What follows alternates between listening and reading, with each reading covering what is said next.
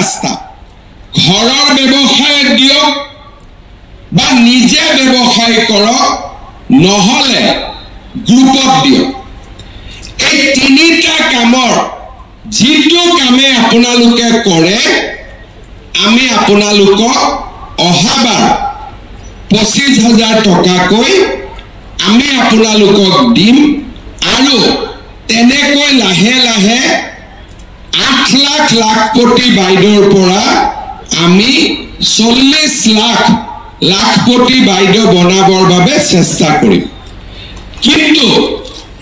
এই যে 10,000 টকা আমি পালো অলৰেডি আমাৰ ঘৰত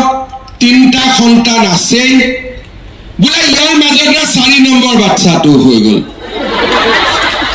মই খুদিলো কেনেকে হল বুলে আল্লাহ দিলে বুলে ভগৱানে দিলে আল্লাহ কাকো বাচ্চা নিদিয়ে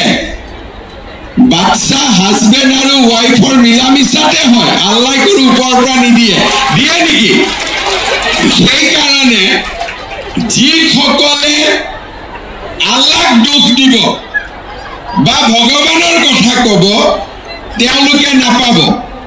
3টা লৈকে ঠিক আছে নে 2টা কব লাগে মই 3টা কৈ দিছো যে যি নহওক কিন্তু 3টাৰ ওপৰত যদি আকৌ আমাৰ এই বছৰটোৰ ভিতৰত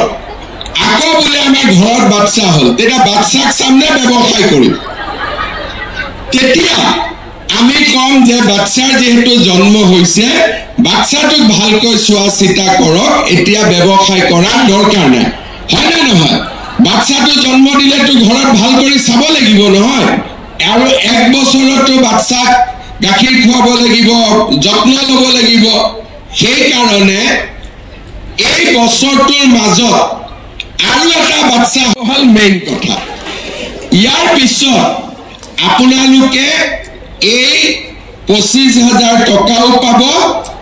আৰু 50,000 টকাও পাব কিন্তু ইয়াৰ মাজত আৰু এটা শৰ্ত আছে 25,000 পাবলৈ আকৌ বিজেপিৰ চৰকাৰ হ'ব লাগিব